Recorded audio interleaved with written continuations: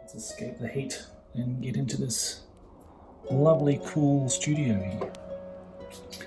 Thanks everyone for joining me again for another update for the studio.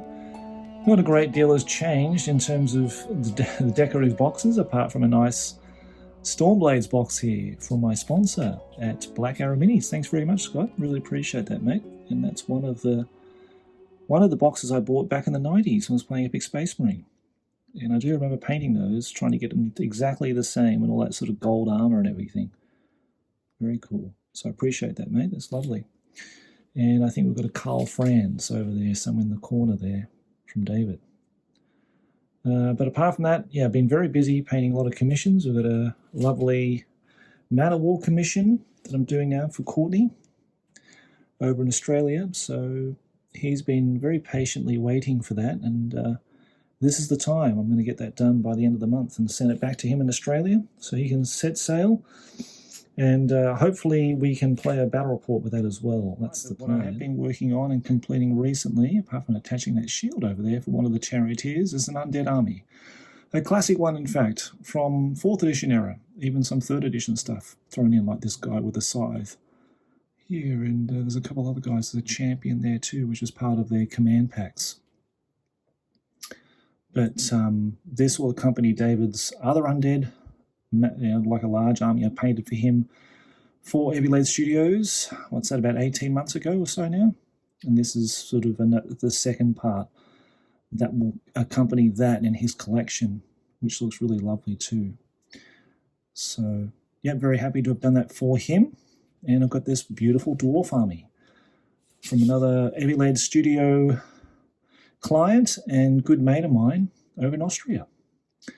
So he's just awaiting for me to play this game against the Undead. Now it's going to be the 4th edition game we're going to run early July. So I'm really looking forward to that, because I missed out on playing the Undead last time they were here, and I was so looking forward to doing it. So now I've got Heinrich Kemmler to lead this small but quite formidable force of Undead against these very brave dwarves, led by Ungrim. There he is.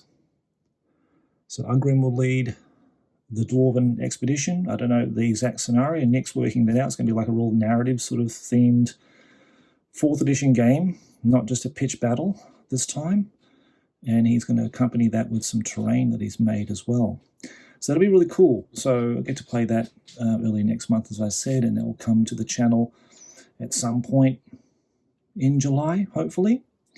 And I'm hoping that Owen Staten can do a bit of a voiceover for me as well. I know he's been longing to collaborate with me on one of these projects. So I'm really looking forward to doing that with him.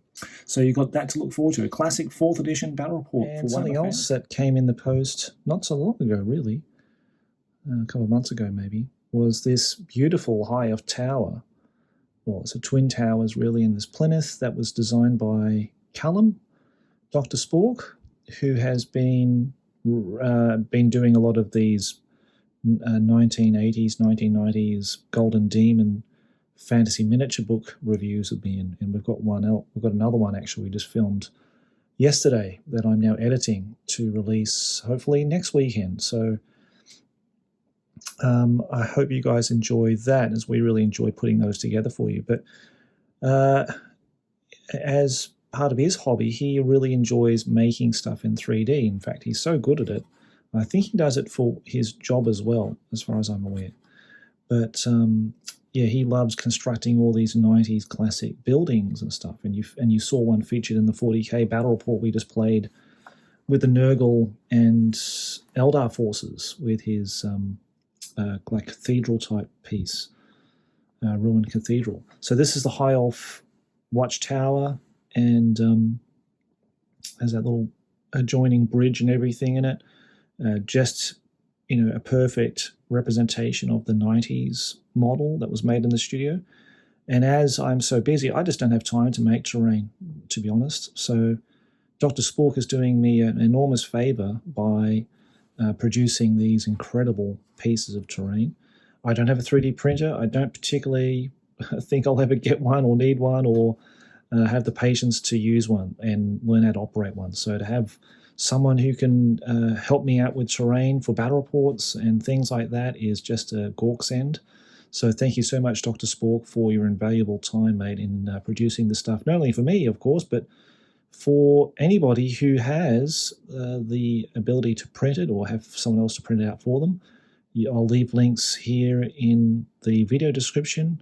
Go and check out Dr. Spork's places like 3D Cults, where he has all these designs, many, many more of iconic terrain pieces for 40k and fantasy. And there's more coming. There's some really exciting stuff coming out that he's working on right now.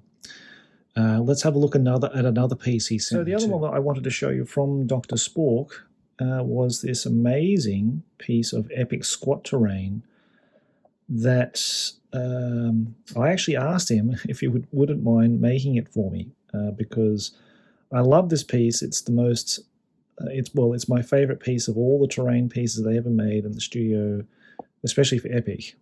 And I just don't have the time. I really don't have the time to do it, and the technical ability maybe to pull something like this off. But he does. He can just throw this in a machine, and he knows exactly how to do it, and he can make them much better than I can ever make them. And they turn out to be like this. They have little pieces you can add to the rooftops and stuff like that. So that will feature in the Battle of Golgotha. That's the battle I really want to play for epic. That's the ultimate one. And I will be working on rebuilding a lot of my epic stuff, because it's the first army I got, and it's already been sort of partly painted by another person I purchased it off, and I really want to touch up a lot of things and get that sort of stuff. I've been collecting all the orc stuff, and I've got all that. I just need to paint a few more bits and pieces, and then we can actually start playing it for the channel. That'll be a really amazing thing. And this was basically the centerpiece that I really needed to have, to pull it off, to make it look like the genuine thing. So, again, thanks to Dr. Spork, we now have this as a 3D printable terrain piece. You may have seen it on Facebook groups and the Epic Middle Hammer Facebook group. There are some kicking around now. People have been printing them out, really enjoying them. So, if you love Epic, you want to get the classic terrain, grab this thing. It's just incredible. So it comes in 3 pieces, like so, and it has all these turret bits here. You can add to the tops, which were sort of like defense lasers or defense cannons or something on top of them. But yeah, it doesn't get closer to the real thing, so really, really love these. And they're super solid. Great thing about this sort of stuff, it's super, super solid, so it will last forever. And, it's not hollow or anything like that. It's just excellent. So really, really good piece. Excellent. And the last piece of 3D printed terrain for Epic I want to show you is this piece here. It's not actually commercially available. It's something that was commissioned by a good friend of mine. And as I really wanted to play one of the other scenarios of the battle reports in White Dwarfs, with this Administratum building, I think it's one of the key objectives in the game. So a mate of mine asked a 3D sculptor of his that he knew, and he threw this up in no time. So I want to thank him again for that. So it's really, really nice, really accurate to the original. Again, I think it's an Adrian Wild design that he put together, he designed at the studio during his time there. And I can't wait to paint this up and get it ready for future battle reports. So I'll have to start painting these, because I'm really looking forward to painting the stronghold for the dwarfs, the squats, and also equally this one as well. And collecting the models and painting them up, and eventually putting them out as video ports on the channel. As we reach sunset, there's 4 golden demons here illuminated underneath this blind. And some people asked in comments when they've seen them in videos, where did they come from? How did you win them? And all that kind of thing. The history behind these golden demons. Well, the 4 of them were won in Australia in golden demon competitions when there was golden demon in Australia. This one here, 1998, the very first golden demon held in Sydney. I won with a goblin command group. And so that was my very first golden demon that I entered. So I have great memories of that. And this is Lord of the Rings Gold. I think that was for... I need to go and track them down in the Golden Demon Compendium website. But I think that was for a Legolas and... who was it? Legolas Gimli with Gollum on it, like a little base kind of thing. This one's Warhammer 40k Squad Bronze. That was for my Deathwing Squadron back in the day. That's 2010. Yeah, 2010. And this one, I'm not sure. I think maybe it is either I did a Belial conversion, another Deathwing, like for single miniature, but it's gold, so I don't think it's that either. I think maybe it was another Lord of the Rings entry. Don't know. Sadly, I don't have those models anymore. I don't even know what happened to them. I've got a feeling I've sold them off at some point back in the day.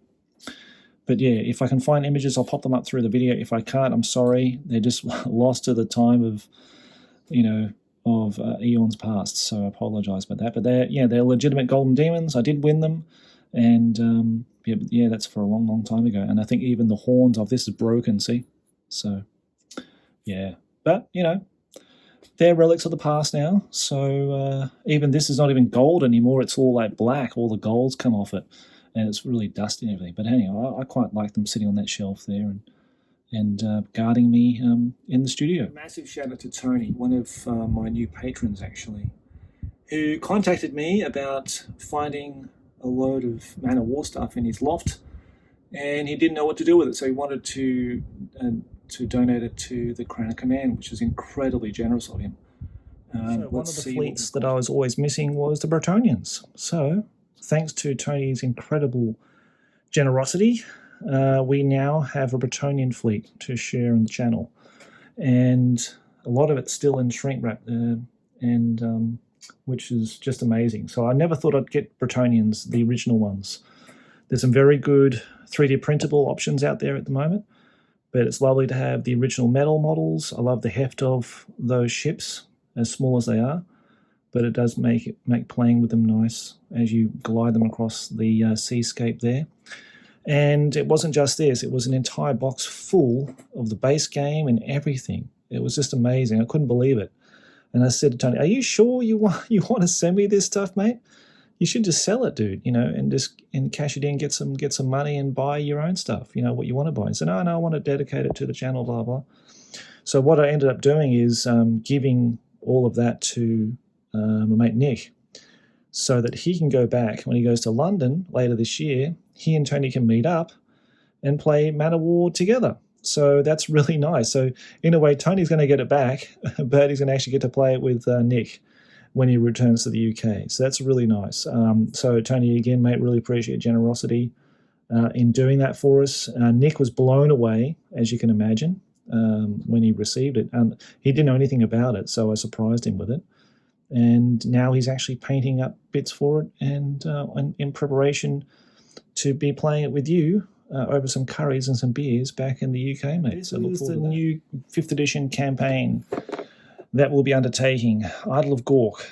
I'm actually looking forward to unwrapping this maybe in a separate video, and I'm going to go through all the scenarios and all the lists that we need to put together as I paint this Empire army up for David as part of Eavylead Studios, and we're going to see exactly what we need. Now, massive thanks to another patron of mine, Chris, in sending me this to help us out with our series of 5th edition campaigns. I know Paul has made a lot of this terrain already, so maybe we can keep the terrain, and I'm probably going to send this back to Chris after we've played the campaign. So I didn't realize that Paul actually had a lot of these books and everything, and he's printed out terrain, finding files online. I think maybe some of the other bits we've had missing, but eventually I'll probably send these back to him so he can play with his son there in the States. But for now, yeah, let's enjoy unboxing these at some point and having a look. Shall we unbox it now? Yeah, why not? Let's unbox it now. I've never unboxed an actual campaign set before, so this is something new for me. The story is Chris found these at a sort of wargaming show where some trader had these for sale at a very, very, very discounted price at $23. And this is not so long ago, I don't think. So he bought 3 of these campaign sets when he was there that day. So he got the bargain of a lifetime. I think the guy had his own store at some point and had to sell up, and he had some remaining stock, and that was part of it. So it's nice just for us to have a look through and open up a bit of piece of history with that 90s smell encaptured in here. There's the campaign book in all its glory. Beautiful. I actually saw at the studio, Dave Gallagher painting this during my induction, I think, when they were taking me around the studio and introducing me to everybody. Yeah, Dave was painting this. So there you go. I was there when the man was doing it himself. I did have this guy, this shaman, but I gave it away. I think I gave it to Justin, I think.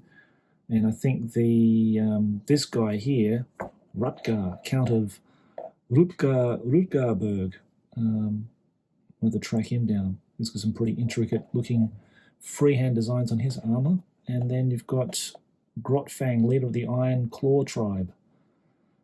So I don't have any of these models, and I used to have, if I can find him here, maybe through, there he is, Oddgit. That's Oddgit, the Goblin Shaman. So maybe Scott at Black Arrow Minis can help me out with acquiring those models just for this campaign. And so we have the exact models for it. So that's for them. I think that was it, wasn't it? Just those 3. 1, 2, 3, 4 models. Yeah. And yeah, we can have a look at what. Oh, I haven't came with a. Oh, that's cool. It actually came with an entire roster sheet. Oh, wow. That's brilliant. I didn't realize that was the case. That's really nice of them to do that. Excellent. Maybe it's these we don't have. I can't remember. But the Battle Scrolls, Oddgit's Raiders, and it's actually attached to a backing sheet here. So be very careful not to peel those off. Maybe Paul's got these already scanned somewhere. But it's lovely to, again, experience something that was printed all those years ago, probably 96 or so, 97. And now to see it in the flesh, so to speak. But yeah, I'll have to go through. Now, what we're going to do with the podcast with all of this is that, and I think Owen's going to help me with reading some of the fluff and background story and everything to it as well. But we're actually going to create podcasts based on each of the scenarios. And then after that's done, as a primer, we're going to then showcase the video. So that's how we're going to correlate the podcast and the videos together. So I thought of that, and I thought that's a bloody good idea, Josh. Well done. So these are all the terrain bits and everything, all the card stock, which I'm going to leave just as they are because I would like to return this to Chris, and he can assemble all these himself with when he gets around to it. Okay, so I'm going to leave those in there, pristine as they are. Okay, guys, so that's the unboxing of our beautiful Idol of Gawk. And finally, I've got some large-scale miniature projects to complete this year.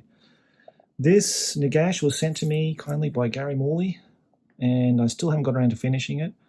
And I think I might change the metallics to non-metallics now. This was for Olden Demon, just never got entered, so it just never got finished. So that's kind of my personal pledge to myself to complete a lot of these old projects.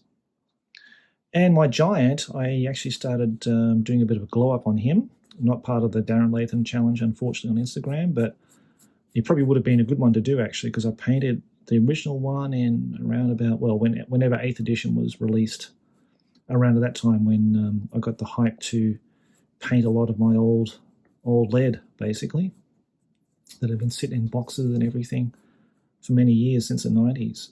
So at that time, I painted an alternate color scheme to the one I had, and it was really dark, and and I really wanted to give him a bit of a glow up. So everything's done pretty much apart from the keg, the big keg, the Bugman's Triple X, and then I've got to make a base, which I might make it a balsa wood or something, I think, just to give him a lot more.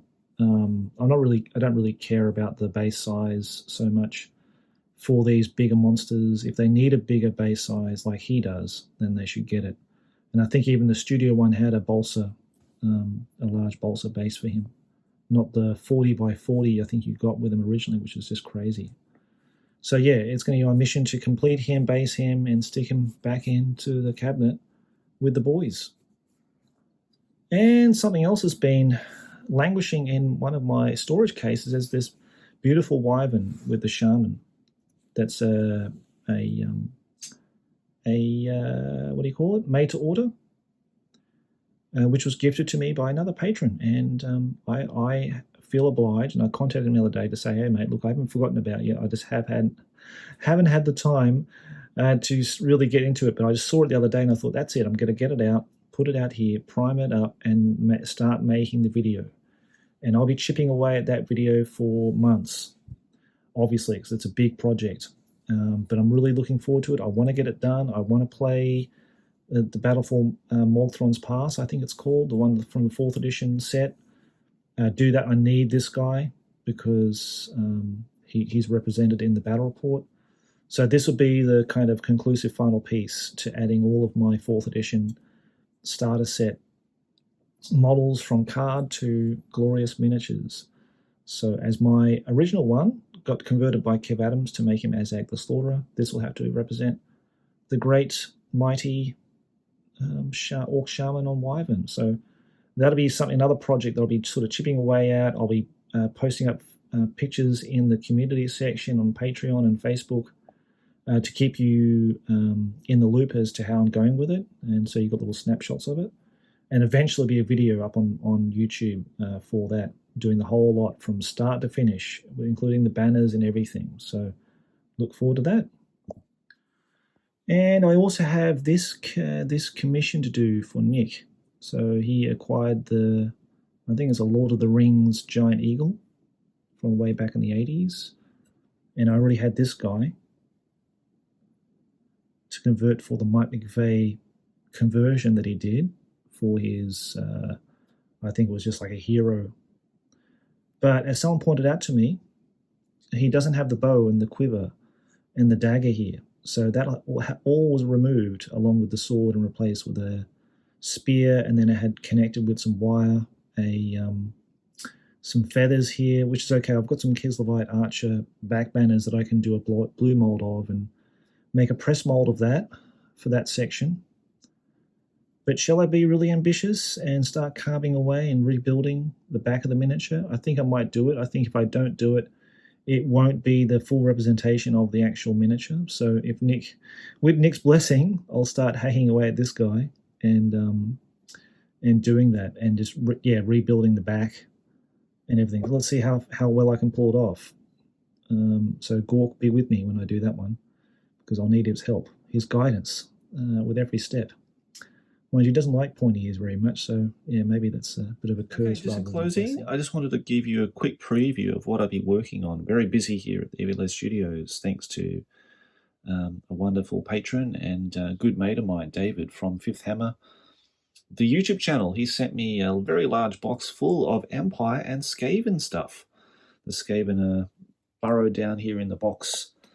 A box full of glorious red blister packs down here. They'll be unveiled at some point in the future, but for now we'll center our focus on the Empire because they'll be our protagonists in the Idol of Gawk campaign, and there's so much to cover, so much to do, so many glorious models from the Perry Empire that was 4th edition when they were really in their heyday and making some incredible iconic miniatures of the era. So we've got a bit of mix of infantry, not a lot, but we've got a lot of cavalry, and there's a lot of stuff you can't see. There's a lot of stuff down here on this tray, and there's other stuff, I think, in that bag over there as well, some Outriders in there. We've got Wing Lancers, Pistoliers, Kislevite Archers, Kislevite Wing Lancers,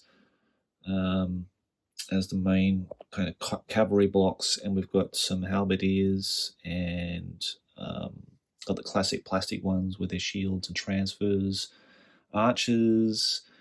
We've got some characters. We've got the patriarch. I think it's the patriarch, and the Ice Queen. The Ice Queen would be interesting to use as well. I really like her spells. I think they're quite interesting. Another herald. I just finished one for Balder over in Denmark. That's on its way back, so it'd be nice to do that again. I'll have to again modify the banner pole to make sure it fits that huge banner on it.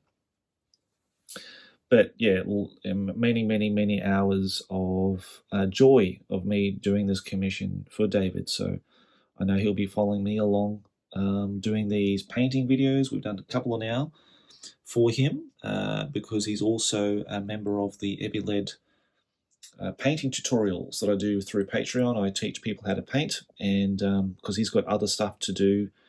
Once he gets his commission back, he'll be following up on other stuff that he has back home in the States that he wants to paint. So we've covered a couple of those. I've made videos of those to send to my clients when we do those, and then they keep that video for life. Basically, it's theirs, and they can always go back and refer to it. And they're actually up on the Kislevite.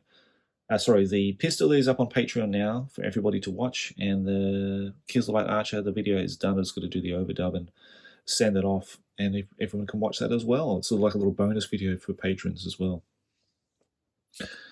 But that's it, guys. That sort of wraps up the tour of the studio today. Hope you guys enjoyed it, and I look forward to bringing you another studio update. Hopefully, when a lot of this stuff is done, when we get closer to the Gawk.